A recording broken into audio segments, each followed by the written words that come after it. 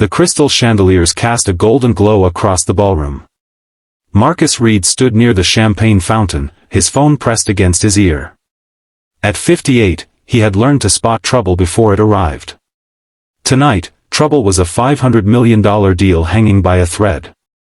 His dark suit jacket bore subtle patterns that caught the light. A few drops of perspiration formed on his forehead despite the air conditioning. The voice on the other end was not pleased. "Marcus, the board wants answers by midnight. Either this merger happens, or we pull out completely." He closed his eyes. 20 years of building relationships. 20 years of trust. All of it could vanish because of one misunderstanding. Across the elegant ballroom, Richard Caldwell and James Morrison stood together, wine glasses in hand. Both men were in their early 40s, dressed in expensive tuxedos. Richard wore a beige jacket that set him apart from the traditional black ties. James stood beside him, his confidence evident in his posture. They had been celebrating all evening. Their company, Morrison and Caldwell Investments, had just secured what they thought was the deal of the century. A $500 million partnership with Meridian Global Industries. "Can you believe Patterson brought his whole executive team?" Richard said, scanning the room. His words carried the slight slur of too much champagne. James laughed, adjusting his bow tie. "The old guard always travels in packs. Probably afraid someone might actually innovate without asking permission first." They had been making jokes like this all night. Jokes about the older generation. Jokes about outdated business practices. Jokes about men who refuse to adapt to the new world. Richard noticed Marcus standing alone by the fountain. Something about the man irritated him immediately. Maybe it was the intensity of his phone conversation. Maybe it was the serious expression that seemed out of place at a celebration. "Look at that guy," Richard said, nudging James. "Probably some middle manager trying to feel important." James followed his gaze. Definitely not one of Patterson's inner circle. They would never let someone look that stressed at their own party. Marcus ended his call. His hand trembled slightly as he lowered the phone. The conversation had not gone well. Meridian Global was having second thoughts. Someone had been spreading rumors about irregularities in their accounting. Someone was sabotaging the deal from the inside. He needed air. He needed space to think. But before he could move, someone bumped his arm. Red wine splashed across his white shirt. The liquid spread like blood across the fabric, staining everything it touched. "Watch where you are standing." Richard's voice was loud, aggressive. Several nearby guests turned to look. Marcus looked down at his ruined shirt, then up at the man who had bumped into him. "You walked into me. I walked into you." Richard's face flushed red. "Do you know who I am?" James stepped forward, placing himself between Marcus and Richard. "Easy, Rich. The guy is clearly out of his depth here. Probably crashed the party." Marcus felt heat rising in his chest. He was 58 years old. He had built companies from nothing. He had negotiated deals across 5 continents. And these 2 young men were treating him like he was invisible. "I think you both should apologize," Marcus said quietly. His voice remained calm, but something in his eyes suggested danger. Richard laughed. It was a cruel sound. "Apologize? To you?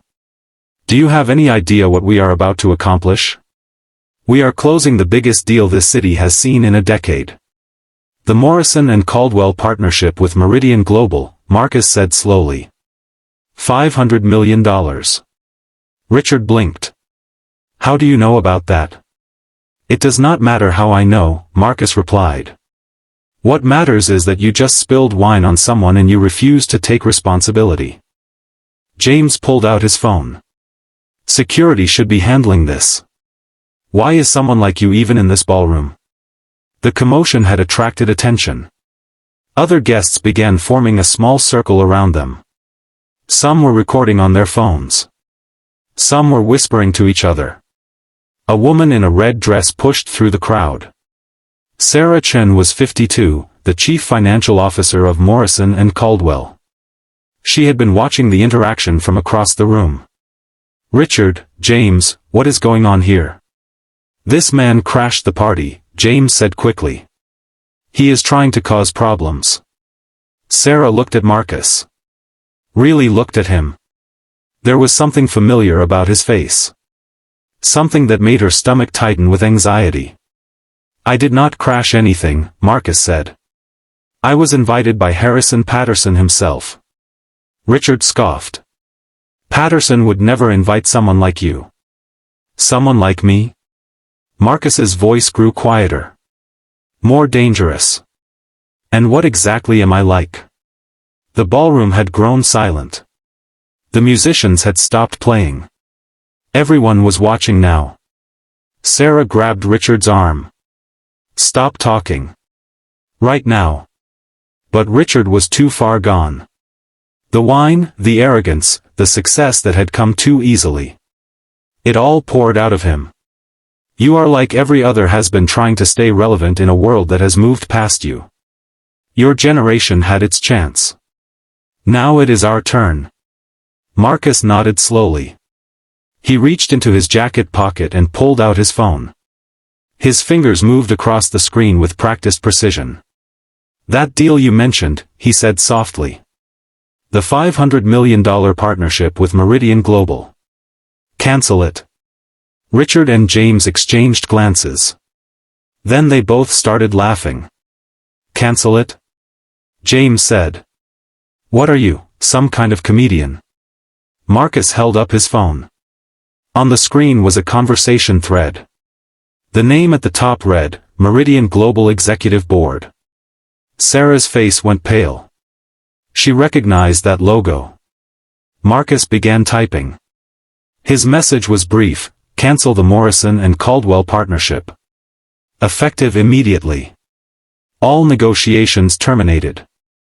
"Wait," Sarah said, her voice cracking. "Wait, who are you?" Marcus looked at her. There was no anger in his eyes. Only sadness.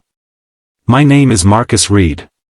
I am the founder and controlling shareholder of Meridian Global Industries. I own 63% of the company. Every major decision goes through me." The words fell like stones into still water.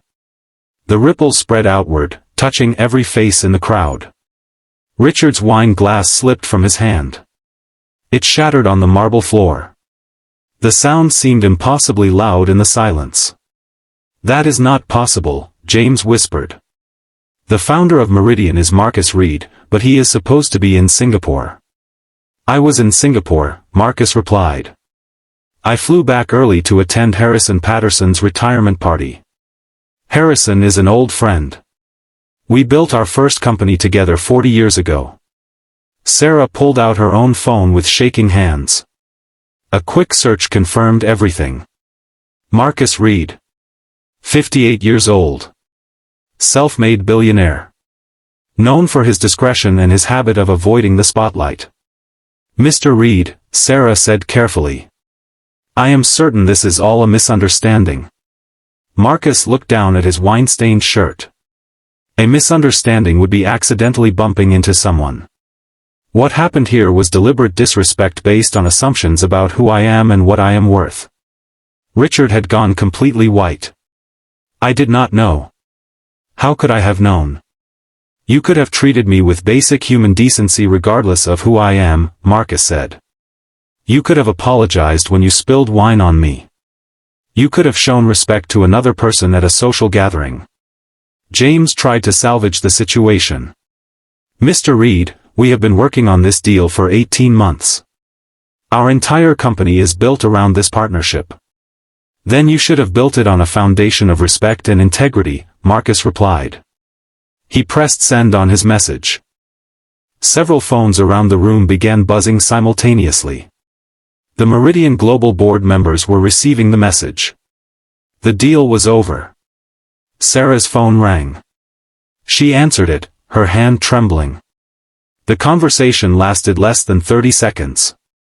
When she hung up, Tears were forming in her eyes. "It is done," she said to Richard and James. "The partnership is cancelled. Meridian is withdrawing all offers." Richard grabbed Marcus's arm. "Please. You cannot do this. Do you know how many people depend on this deal?" Marcus gently removed Richard's hand from his sleeve. "I know exactly how many people depend on it.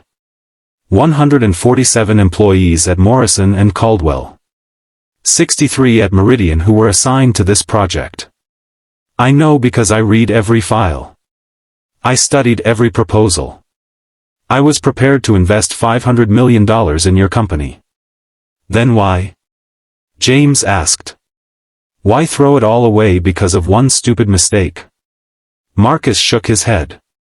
"It was not one mistake. It was a revelation of character. You saw someone you thought was beneath you, and you treated them accordingly. If you do that to me, what will you do to your employees? Your partners? Your customers?" Harrison Patterson emerged from the crowd. He was 71 years old, with silver hair and kind eyes. He placed a hand on Marcus's shoulder. "Marcus, my old friend. I am sorry this happened at my party. Not your fault, Harrison. You always did attract an interesting crowd." Harrison looked at Richard and James. "I think you two should leave." Quietly. But Sarah stepped forward. "Mr. Reed, Richard and James were wrong. Completely wrong. But Morrison and Caldwell is more than just them. We have good people. People who have worked hard on this partnership." Marcus studied her face. "You are the CFO. Sarah Chen. I read your financial projections. They were impressive. Thank you, sir. But your company is led by men who value arrogance over wisdom. Who mistake youth for innovation and experience for obsolescence." Sarah nodded slowly. "You are right. I have watched it happen over the past 2 years. The culture has changed. We used to value different perspectives. Different generations working together. Now we are just chasing trends and pretending that nothing came before us." Marcus looked at Richard and James.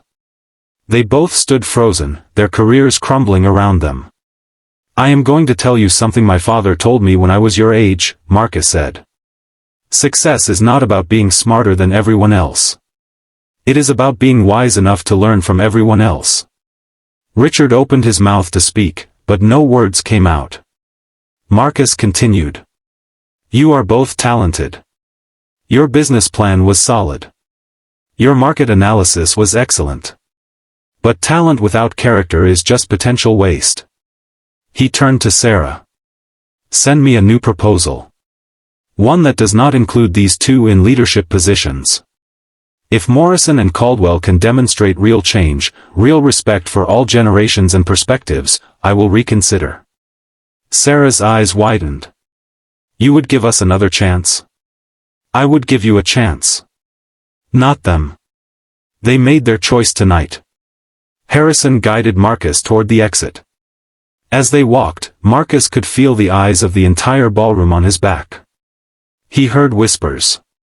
Saw phone cameras flash. By morning, the story would be everywhere. The billionaire in the stained shirt. The executives who threw away $500 million. Outside, the night air was cool and clean. Marcus took a deep breath. "You handled that with more grace than I would have," Harrison said. Marcus smiled tiredly. "Grace had nothing to do with it. I am just tired of watching young people mistake confidence for competence. You were young once. You made mistakes too." "I did. But when I spilled wine on someone, I apologized. When I was wrong, I admitted it. That is not generational. That is basic humanity." They stood together in silence, two old friends watching the city lights. "Are you really going to give them another chance?" Harrison asked. Marcus thought about it. "Maybe. If they can learn from this. If they can build something better. We all deserve second chances." But they have to earn it. Inside the ballroom, Richard and James were escorted out by security. Sarah stayed behind, already planning how to rebuild. Already thinking about how to create a company that valued wisdom alongside innovation. The party continued, but it was never quite the same. The wine stain had revealed more than just color on fabric. It had revealed the truth about respect, about character, about the cost of arrogance. Marcus Reed went home that night and changed his shirt. The stained one went in the trash. But the lesson remained. Some stains wash out. Others change everything. If this story touched your heart and reminded you of the importance of treating every person with respect regardless of who they are, please like this video, share it with someone who needs to hear this message, and subscribe to our channel for more meaningful stories that celebrate wisdom and life experience. Leave a comment below telling us about a time when you learned a valuable lesson about respect and humility. Your stories matter, and they help build a community that values character over status.